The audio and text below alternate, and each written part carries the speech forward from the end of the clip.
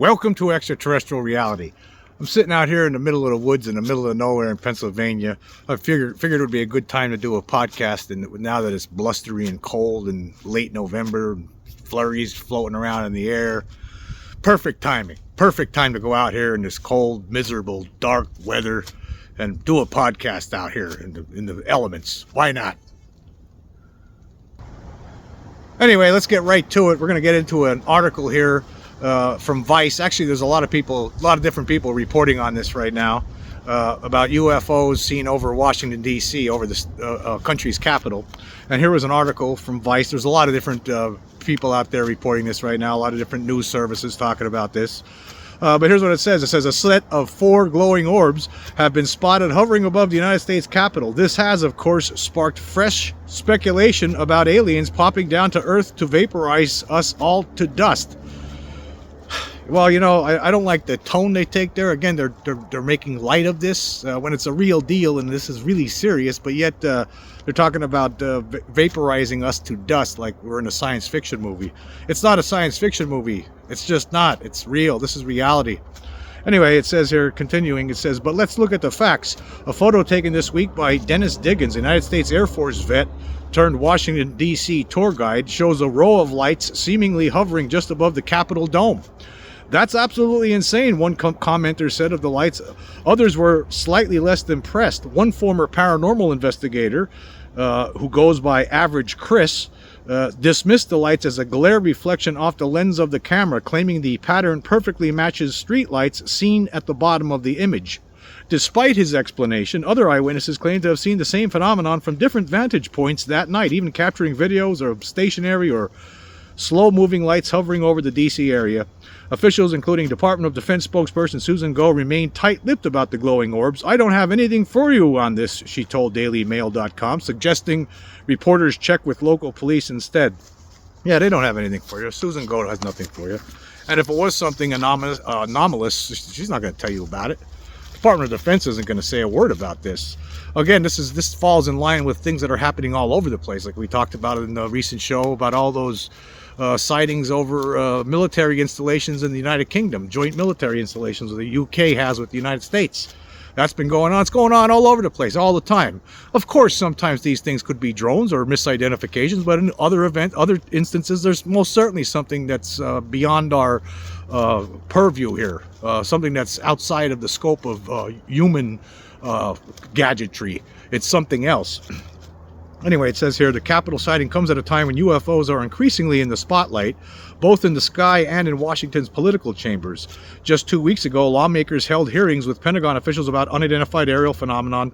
Actually, it's unidentified anomalous phenomena. I wish these reporters would get things straight. They don't, though, for some reason. A lot of them just aren't into it, obviously. Sparking revelations about alleged classified programs such as Immaculate Constellation. This initiative reportedly works to detect, quarantine, and transfer UFO data away from public scrutiny. Yes, and then it talks about RAF bases in England. It says, meanwhile, across the Atlantic, UFO drone swarms have been reported over RAF bases in England. In an interview with DailyMail.com, former Pentagon intelligence official Christopher Mellon highlighted that these crafts, which appear to evade traditional signal jamming devices, seem unbothered by efforts to remain hidden. In fact, in some instances, it is clear they want to be seen as though taunting us, Mellon said. Whether the glowing orbs above about the Capitol were drones, streetlight reflections, or something stranger, skeptics like Average Chris continue to urge caution, accusing UFO influencers of hyping mundane phenomena. Well, I agree with him in one respect, because yeah, some things are not worthy of much discussion, and sometimes they will turn out to be, you know, we'll have prosaic explanations for them. But at the same time, this stuff does happen. It's happened over numerous occasions. I mean, back in 1952, there were UFOs over Washington for like a week straight. They were showing up, a week or two. I can't remember exactly right off the bat here, but I know that there was a big hoopla about it. It caused the Pentagon to have to make a statement at the time about this. So it is something to be concerned about, and who knows what's going on right now. If some of these events have something to do with these extraterrestrials, well, maybe they're just coming out, like I stated the other day. Maybe this is the beginning of something. Who knows? I don't know. Could be, because here's the thing, they are real. That's the whole deal here. It is real. This phenomenon is real. I know that for a fact. A lot of us do. Okay, now moving on, I want to talk about something with regard to Lou Elizondo and AARO. Basically, Lou Elizondo figuratively, just a couple days ago, figuratively slapped AARO right across the face with like an open hand slap. An open hand slap from Lou Elizondo, figurative, right across AARO's face, was like this, open-handed. Right, that's basically what happened. And this is from reporting from the Good Trouble show with Matt Ford.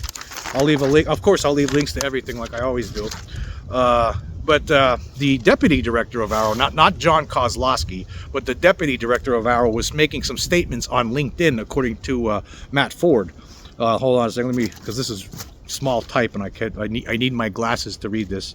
But Timothy Phillips, who's the deputy director, made some comments on LinkedIn, very negative comments with regard to the UAP issue. It says here, hope to look at the evidence of unreported UAP programs provided during today's UAP hearing. Of course, he's talking about the UAP hearing that occurred in the House Intelligence Committee, the joint committee that they had recently when Elizondo was there. He says, I heard a lot of inaccurate claims based on what people wish was true, not the evidence. And then somebody responded to him asking, can you elaborate on which claims you believe are inaccurate? And Timothy Phillips, again the deputy director of AARO, responded saying that the DOD and the intelligence community are hiding evidence of programs to recover and exploit UAPs, that there is a file containing high-resolution footage of UAPs being concealed from oversight, that we have withheld satellite imagery of UAPs that prove their claims. None of their claims are true. The satellite imagery of UAP is not UAP. This case is resolved and remains classified to protect ISR capabilities. There are 12 oversight committees governing UAP, and classified briefings were presented in the House and Senate SCIFs. So this guy is basically, this is a continuation of the Sean Kirkpatrick show. That's basically what we're getting. Again, AARO, like I stated before, AARO is completely, absolutely useless. Completely, absolutely useless. It's as useless as tits on a bull moose. We don't need AARO. Congress needs to come up with a different answer to get to the bottom of this, because AARO is never going to do anything toward this cause of disclosure. It's just not going to happen. They're going to obfuscate and lie and basically represent the Pentagon's interest when it comes to this subject. That's what they're doing. But anyway, Matt Ford had reached out to Lou Elizondo, and Lou Elizondo responded this way. This is the open-handed slap I was talking about. He says, Tim Phillips, the deputy director for AARO, wonders why more people don't trust AARO. Could it be because Tim is having off-the-record conversations on LinkedIn trying to undermine whistleblower testimony? Why won't he say this officially and formally? Not a good look for the new director, especially after he just told the media they need more people to come forward. Shame on you, Tim. Didn't you learn the lesson from your last boss? Don't ask me again to come in and speak to you guys one more time. I already did, and you are not an honest broker. And now we all know. Yes, we all know, Lou. We all know. We all most certainly know. No question about it. So, yeah, that was figurative, open-handed slap right across AARO's face from Lou Elizondo. Thank you, Lou. We all appreciate that. We all appreciate comments like that. Because AARO is junk. It's absolute garbage. We're never going to get anywhere with it. Never, ever. Okay, one more thing. I want to talk about one more little thing here today. While I sit out here in this freezing cold, ugly weather. I want to talk about how nice it is being right. Being right. There's something about it, right? Especially when it comes to this subject. There's most certainly something about being right when it comes to this issue. I did talk about this once before in the podcast, but today I actually did some research. I actually did some. I asked AI some different questions. I posed some different things to AI, and I got some responses. And I want to go through those responses today. You know, it's really nice the fact that that a lot of people, like, this has been debated for decades and stuff, but it's so nice now at this juncture. It's a comfortable feeling to have that absolute end-all evidence at your disposal to, you know, flash in the face of these morons who have been denouncing this for decades, all these debunkers, all these idiots. You know, it was so tiring, and it's so great to finally, you know, I always knew, you know, a lot of us out there knew that there was something going on here on this planet, that there was, most certainly we're not alone, right? But it was hard to, you know, to express that properly without having that evidence in your back pocket. But now we do have that evidence. It's so nice having that evidence. It's so right. It feels so comfortable being right, being on the right side of history, being on the right side of UFO history. And all these other people that are out there running around, running their mouths, you know, writing nonsense on the internet, right? That there's nothing to this. It's so nice to see them just, you know, fade away, fade into obscurity, because that's what they are. They're nothing now. They're absolutely, they got on the wrong train, and now they're stuck on it, and they don't know what to do.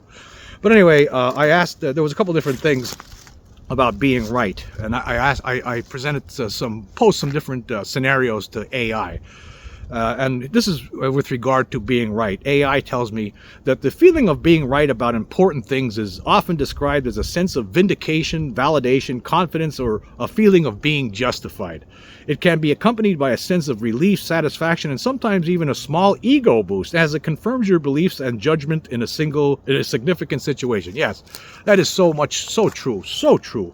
And yes, there has been somewhat of an ego boost, being now that we have the undeniable evidence to, you know, rub in the faces of these debunkers.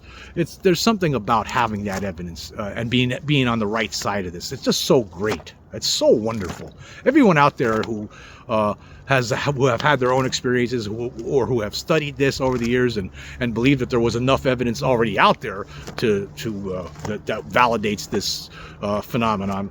It's so much better now that we have that end-all evidence. It really is. It's so beautiful to have that. So wonderful. It's a good feeling. It's like a warm blanket. It's like Linus's blanket from Peanuts, right? That's what it's like. And here's some key points about this feeling of being right. When you are right about something important, it can bolster your self-esteem and make you feel like you have a good understanding of the situation. That's right. My self-esteem is just way up there right now. All of us, everyone in the UFO community, we should have big-time self-esteem right now. Yes. Oh my gosh, it's so wonderful. Mental clarity. This feeling can come with a sense of clarity and certainty about your position, especially when others might have disagreed with you. It's sweet, isn't it? It's sweet having that mental clarity. Let me say something about that. Potential downsides. While feeling justified can be positive, a strong need to always be right can lead to negativity, hindering open communication and relationships. Well, you know what? That's one issue I do not have. I don't need to always be right like these dumb debunkers, right? I don't need that. They do. They need to always be right. They can never be wrong. When there's something that I talk about that turns out being wrong, I have no issue reporting that. None whatsoever. All right, you know, there's a tree behind me. I could hear it squeaking in the wind. The wind is blowing right here. You could hear this. You probably can't hear it on the cell phone here that I'm using to film this. But behind me, there's this tree squeaking, and it's freaking me out every once in a while. And then the feeling of, here's the opposite of that though. The feeling when you're wrong about something. Let's talk about that now. This is something, you know, think about all the debunkers out there, right? They're out there. They're wrong about this. A lot of them are know this privately, but they will never ever state it publicly. They can't. They don't. They're too embarrassed. So what does it say about that? Okay, the feeling of discovering you're wrong about something significant while struggling to acknowledge it can be described as a mix of discomfort, cognitive dissonance, defensiveness, embarrassment, and a strong urge to rationalize or minimize the mistake. Oh, we're seeing that in spades these days, aren't we, folks? Often stemming from a desire to protect one's ego and maintain a sense of self-assuredness. Yes, that's why they pretend that they weren't wrong, even though they know that they are wrong in the back of their minds. They know it. And then there's some key aspects of this feeling. There's internal conflict, a battle within yourself between recognizing the evidence that you're wrong and the desire to hold on to your initial belief. Justification, trying to explain away the conflicting information by finding excuses or reinterpreting facts to fit your existing viewpoint.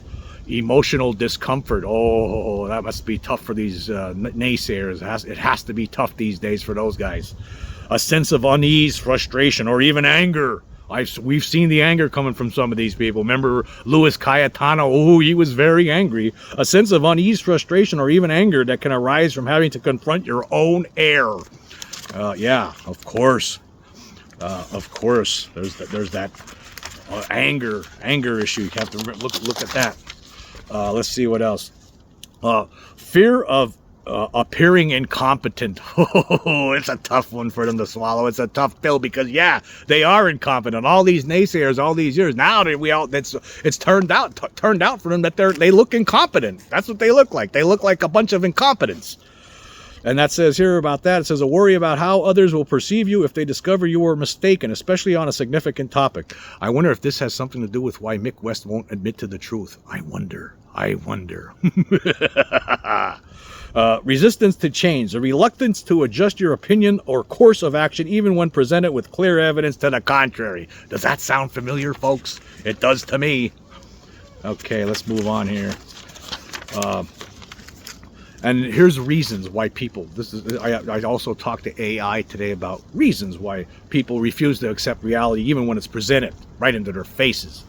It says people might refuse to accept reality even when presented with proof due to a psychological phenomenon called confirmation bias, where individuals tend to prioritize information that aligns with their existing beliefs and disregard evidence that contradicts them, often stemming from a desire to protect their ego, sense of identity, or group belonging, making it difficult to accept facts that challenge their worldview. Doesn't this all make sense to you? Doesn't this all, you see, this is what we've been dealing with here for the months since we've had that evidence presented. This is what we've been dealing with. We've been seeing this firsthand. We know that this is their reaction. We know a lot of people, they have this confirmation bias and they just can't go against anything that would go against the way they view things. And that's what's happening here with a lot of these dummy debunkers. And it says here, key reasons why people might resist accepting reality even with proof. Oh, I love this. Confirmation bias. This cognitive bias leads people to actively seek out information that supports their existing beliefs and dismiss anything that contradicts them, even when presented with strong evidence to the contrary. Ego protection. Accepting a new reality that challenges one's beliefs can feel like an attack on their self-image, leading to denial as a defense. Yes, of course. We've seen it. Leading to a denial as a defense mechanism to protect their ego. So it's a lot, in the case of a lot of these people, right, they're just trying to protect their egos. That's why they can't admit to it. They can't admit to the proof that is shown without a doubt whatsoever that we are most certainly not alone, and that all of us out here who are trying to tell these other people this for all these years, we were right. Again, it's so nice being right about this, and that you have the proof to prove it. Oh my God. You can't say enough about it.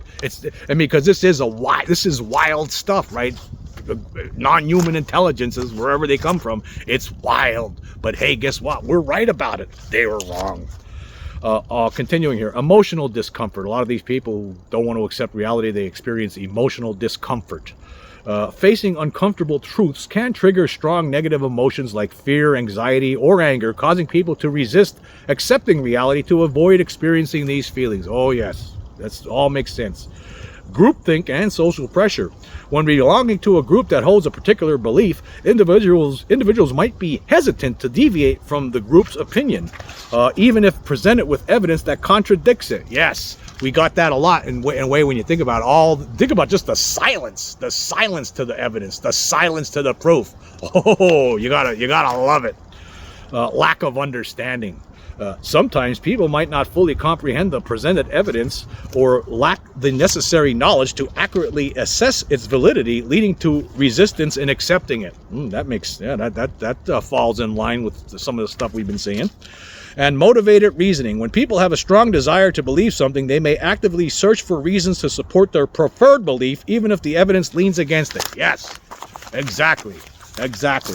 And so that's what the other side has been dealing with, right? That's some of the issues that the other side has been dealing with. And so I'm going to start working my way out of these woods. But as I wrap up today's show, which is being filmed out here in the cold woods of Pennsylvania, wet, yeah, not a good day to be out here, but you know what, it gives you clarity. And plus, you know what, I want to show the people, the non-believers out here, see, I live in reality. This is reality. This is the world we live in here. This is real. Trees, you know, the sky, all of that. And there are aliens here, I'm sorry to tell you. It's time for the rest of the world to wake up and smell the roses. We're not alone, and I feel bad for these people. They are suffering from cognitive dissonance, among other things. They have all kinds of issues, these people, and it's time that they snap out of it. Anyway, I want to say this today. I want to say thank you all for joining me today. It was a fun time to come out here, get a breath of fresh air, walk around in this solitude, and talk about this subject without fear, knowing that I'm on the right side of history. Like, again, it's so nice. It's so wonderful to be on the right side of history, folks, when it comes to this subject. And we finally have the evidence now to show in people's faces. I feel sorry for them, but it's, you know, it's good for the future of the world. Those people, you know, all of us here, we're gonna fade off as, you know, time goes on, and there'll be a new crew of people taking over the reins, younger people that aren't even born yet. They're going to look back at these days and they're going to say, yeah, boy, those people that didn't believe in it, what a bunch of morons. And they'll say, you know, people who did, who were trying to tell them, point them in the right direction, wow, it must have felt pretty good to those people to be right. Let me tell you something, it does. There's something great about feeling right about this one. It's real nice. Anyway, I want to say this, thank you all for joining me today. Until next time.